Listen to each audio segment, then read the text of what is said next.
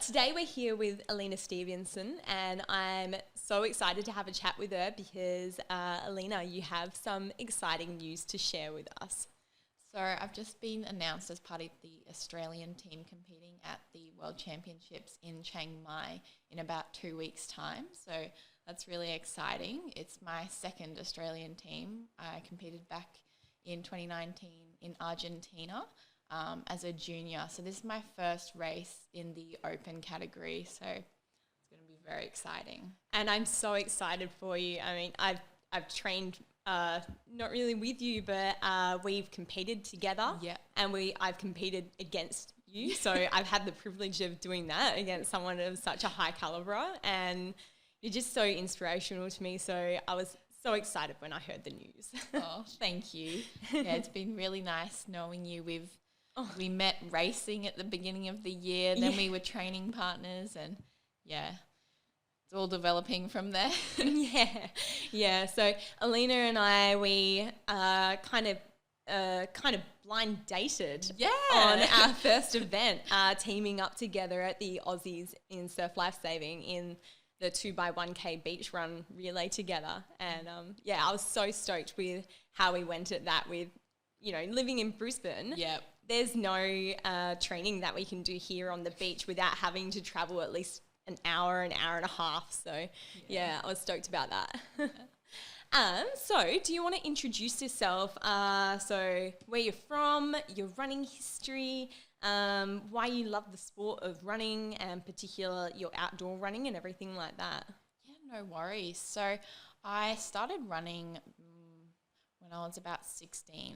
I was diagnosed with glandular fever, so I was a competitive swimmer, and I hated running previously. So it was a really big change. Mum was into running, and I thought, just to keep moving, I'm just going to start running with you. And it really just took off from there. So I started in about a middle distance with like the 800 metre and just did that through school. Ended up making the districts and then state.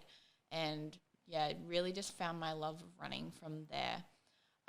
In grade 12, I then made the cross-country team, and then the Queensland cross-country team, and then national cross-country.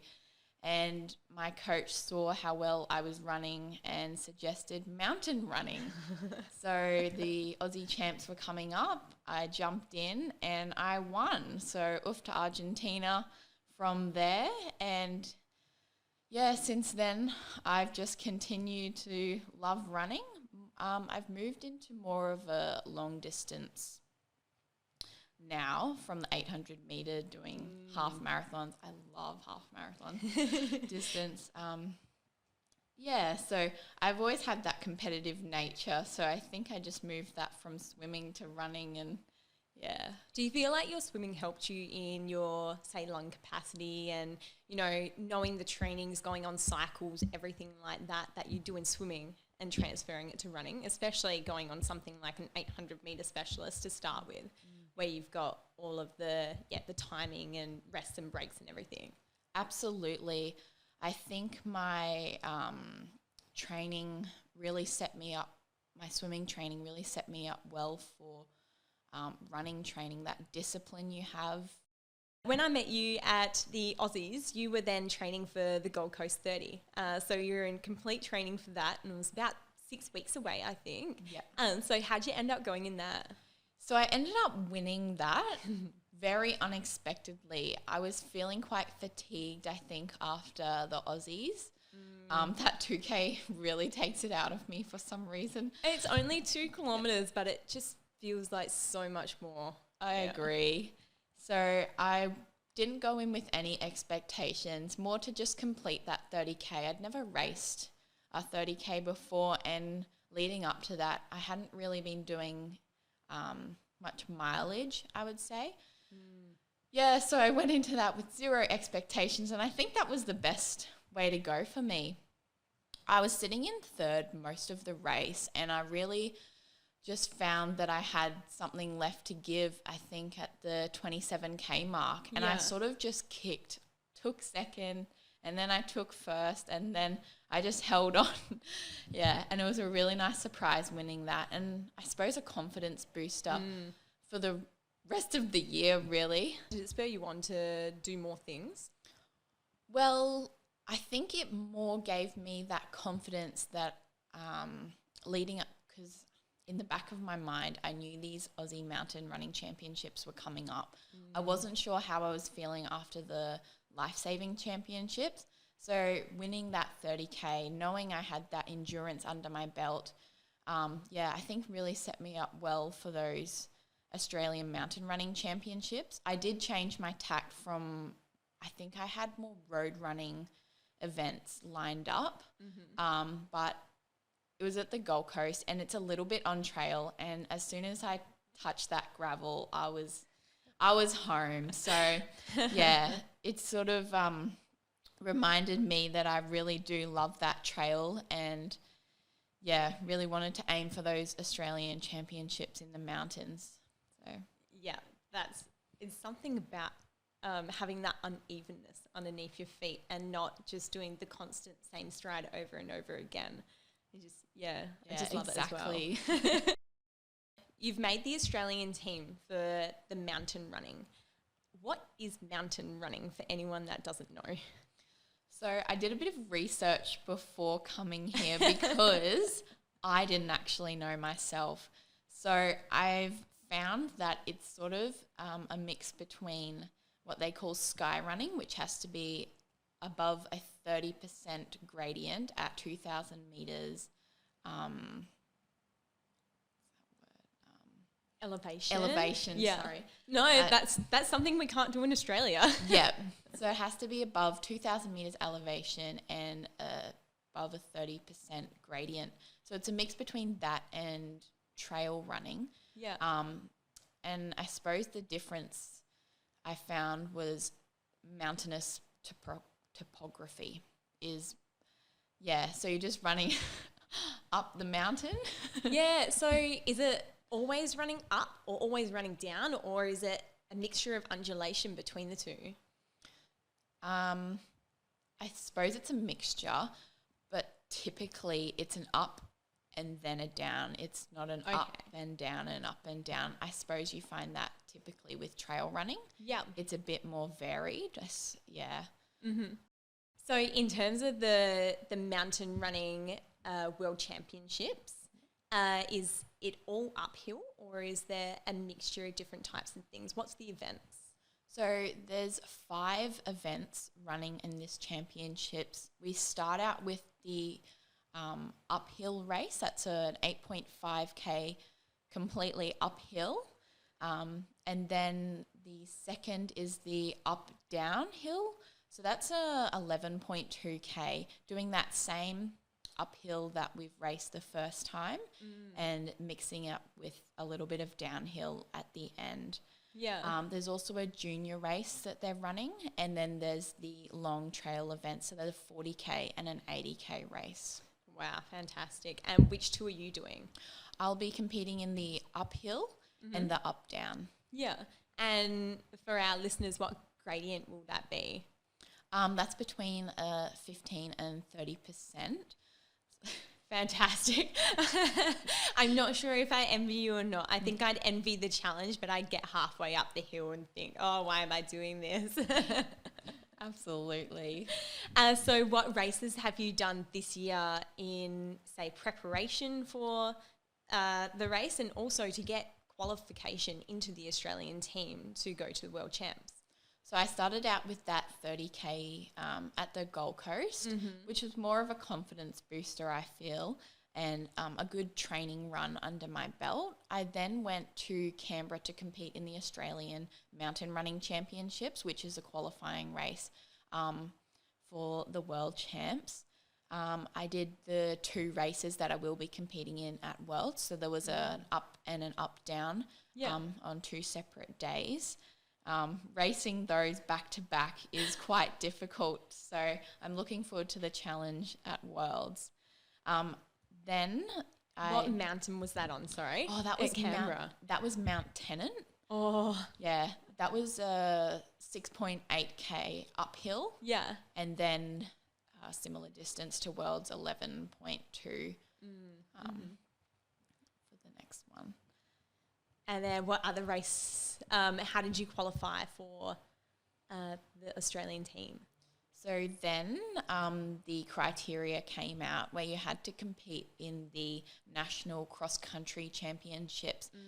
And I ended up coming fourth under 23s and 13th open. So I was really happy with that because the lineup at the Australian Cross Country Championships was incredible. Yeah. Professional athletes and Yeah, and not many of them would be aiming for the mountain championships. No, that's right. A lot of them are road runners, so they're quite quick. Yeah, absolutely, because I could imagine it would be much easier to transition from road running to cross country than, say, from road running to mountain or cross country to mountain. Like there's seems to be, such a big difference. Absolutely, such a big difference. But I suppose they were looking for that speed with that qualifying race. Yeah. Yeah. And how did you find out that you had qualified for the Australian team? So we received a call on the 29th of September, so quite late in the picture, really, saying that you've been selected. However, there is an appeal period where anyone is free to appeal, and you have a week, and so we'll let you know after that week whether you are still That's still in the so stressful. team. It was a very stressful week. There was one appeal, but they didn't meet the qualifying criteria, so thankfully the team stuck with what the team was. Yeah. Absolutely. Oh, I'm so stoked for you that it did. As a mountain runner living in Brisbane, we don't have a huge amount of mountainous 15 to 30% inclines over here. So what is your process in terms of your training throughout the week in preparation for this? So I met with my coach as soon as the team was announced because I had not specific training for this event. And we sort of researched gradients around where I live. I live out in Sanford, so I have a few mountains around me, which is quite helpful. So 3 times a week I get out on those trails and do those hill reps. But I suppose it's building that base on those other sessions, trying to do them in the heat of the day to prepare for Thailand because it's going to be very humid and hot. Yeah, so a lot of hill reps are part of my training. Yeah. Do you wear like extra clothing or something like that to increase the heat acclimatization? I've actually been wearing a raincoat. Excellent. Really makes you sweat. Far out. Oh, you'd be so dehydrated for the rest of the day. Yeah, it's exhausting. Is there any other things in terms of your process throughout the week that you usually do? What's your recovery like? Do you use a journal? Do you revisit your goals often? Talking to your coach, everything like that? So I check in with my coach a few times a week just to say how the sessions are going, how I'm feeling after the sessions, whether we need to alter anything. I use a diary to write down what I did in that session. Times sometimes if they're time-specific sessions. But also, just how I'm feeling after that. Yeah. And you reflect on that with your coach and maybe alter your training for the next day if need be? Yeah, absolutely. Depends on how fatigued I'm feeling or fresh or, definitely. Do you want to give a shout out to your coach? I'm with Steve from In Training, and I've been with him ever since I started running. My dad actually met him back in his day as a professional triathlete, so... Oh, fantastic. Yeah. And do you go to Steve's? I know they have training sessions at UQ on the track. Yes. Yeah, I do attend some of those UQ training sessions. They're really fun. I might come join you for a training session one day. That'll be awesome. So my next question to you is, the process that you might use the day before your competition. What do you do in preparation? Do you do the same thing all the time? What would you do? Yeah, I suppose what works really well for me is doing 2 weeks of taper leading up to the race, and the day before I do a bit of a shakeout. Between 5 and 10K seems to work for me. The morning of, depending what time, I'll also do a bit of a shakeout and strides. Yeah. As instructed by my coach, but it does work well. So getting that mobility in and everything like that. Yeah. Yeah. I also find, this is a funny tip, I actually find walking a lot really helps like elongate my muscles and just makes me feel relaxed and ready to race. So in terms of your process on competition day, do you write down or think about the aims that you want to complete during your race? So segmenting each part of your race, I want to, hit a particular pace here or be in the top 10 here and then progress through the race. Do you have a race plan that you kind of prepare and plan for? So I sort of do, sort of don't. I'm quite an intuitive runner, I suppose. I find that as the race goes on, I get stronger and stronger. So getting a good start for me is quite important. Yeah. And then I'm really good at holding on as well. So if I can get in that top pack and just hold on, that seems to work really well for me. Yeah. Yeah. Your mindset, sorry. Now I'm stumbling. Sorry. Yeah, your mindset is something to behold. I firsthand witnessed that when I'm competing with and against you. And so I guess my last question to you is, what do you do in terms of mindset to, get yourself into that zone and absolutely just, chomping at the bit to get that podium finish? I think I have quite a strong mindset and a strong will. I think that's what really shines in this sport, is that will and strength and determination. Yeah. And I find running up the mountains, it's a lot of will and strength. You have to have so much will to get up those 30% inclines while everyone else from the other normal population would be on their hands and knees and giving up, and you guys are you're still running up 30%. It's insane. Another thing I think I find is I actually enjoy it. I find it fun. And so I think when you enjoy something, that really just shines and, just makes the whole experience fun. Yeah, absolutely. Well, thank you, Elena. It's been so much of a pleasure to talk to you today, and I cannot wait to see how you go in these Australian Championships. Thank you for having me. That's okay. Awesome. Okay. Thank you very much to mountain runner, cross-country champion and trail lover Elena Stephenson for having a chat with me about her process of being selected in the Australian team for the World Mountain and Trail Running Championships being held in Chiang Mai, Thailand from the 4th to the 6th of November. All the best, Elena. I can't wait to see how you go, mate. You're going to have to send me some photos of you on top of the mountain. Oh, yeah. Like that, and things like that. Okay.